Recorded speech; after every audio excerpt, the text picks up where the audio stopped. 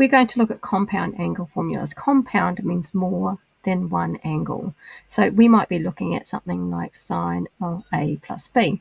If you've got sine of A plus B, well, you can't translate it to sine of A plus sine of B. In other words, you can't just take the brackets out and then treat it like a multiplied function. Okay, so you can't do that. That's a definite no-no. If you've got tan of A minus B, well, you can't write this. Okay, you can't just go tan of A minus tan of B. It looks like you're multiplying at the brackets. They're not, doesn't work like that. So functions don't work that way.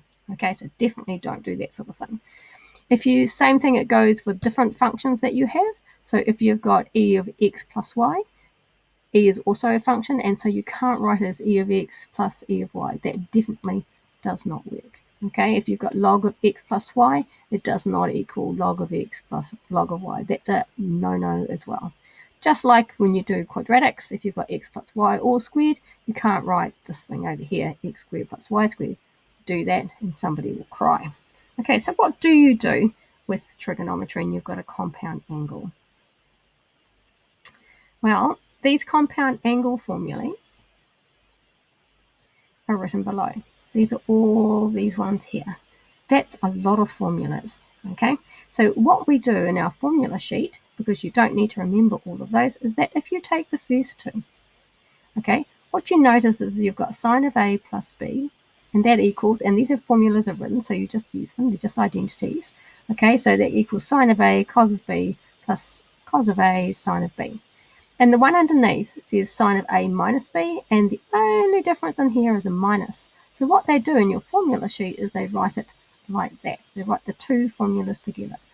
On the first run through, if you read over the top, if you read over the top of this one, so if you read over the top of this formula, and you read over the top of this, okay, what will happen is that you actually have the first formula. If you read the bottom of it, you'll have the bottom formula. I'm just going to remove those circles there. Okay, so you got sine, if you read over the top, sine of A plus B equals sine A, whoopsies, sine of A cos B plus cos A sine B. And if you read underneath, you'll get the second formula, which is sine of A minus B equals sine of A cos B minus sine A cos sine B. So you've got the slip of the tongue there. Okay, so those are the two formulas there, and these are the formulas. Okay, that one there gives you these two.